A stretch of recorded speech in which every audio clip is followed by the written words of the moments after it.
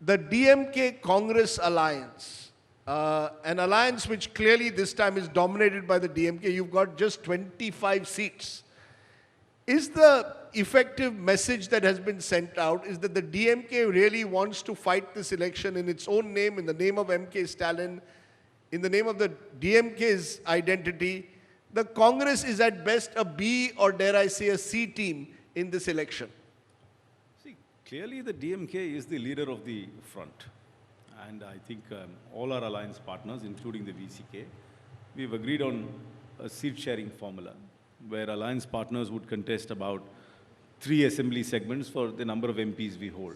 Since we hold about 8 MPs, we hold 8 MPs in Tamil Nadu, we are contesting 25 seats. But clearly the DMK is the leader of the front. They are the larger political formation.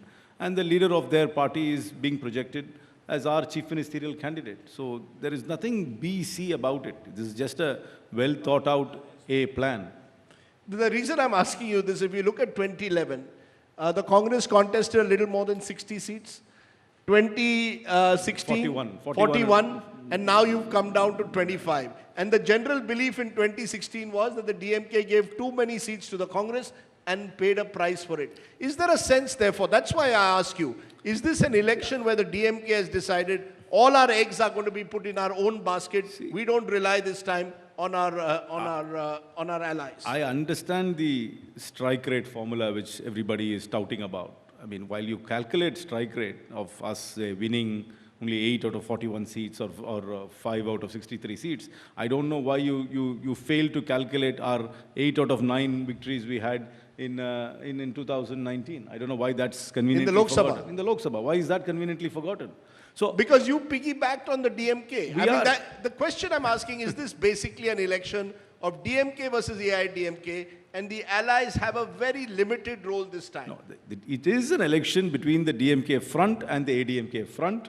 And the alliance partners, I don't know whether any alliance partner adds any value. In fact, I think the alliance, the BJP, in fact, adds a negative value to the ADMK. That's a separate topic. But we add a secular sheen to the alliance. And we are not an addition, but a multiplier to the alliance. So we add value, and the DMK knows that, the electorate knows that, and everybody who follows politics knows that the Congress is a serious value adder. It is irrelevant on how many seats we contest, but the fact that we are in an alliance adds a national flavor and as well as gives us a secular sheen to the alliance.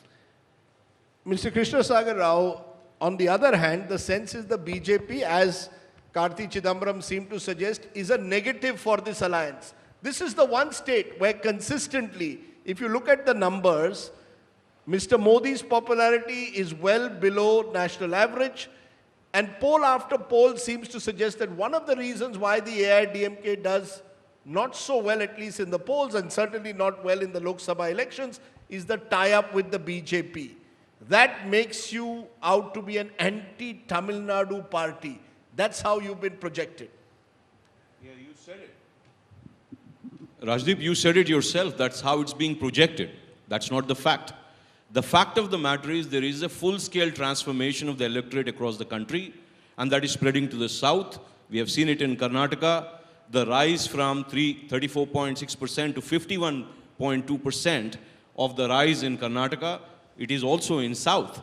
But Bharatiya Janata Party in Telangana is now on an upfront. Sir, I asked you about Tamil Nadu. You know, you're on the up in Telangana, you're on the up in Karnataka, you possibly could be on the up in Kerala, but Tamil Nadu consistently has rejected the BJP. You had one MLA in 2011, you didn't get a single MLA in 2016, and many believe the AIDMK has given you 10 to 12 seats too many.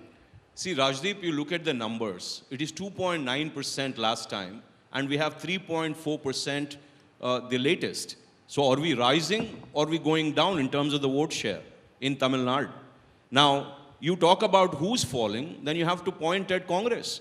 Congress is on a generic decline across the country, and Tamil Nadu is no exception. It has become a tail-ender party from a party which was running by itself.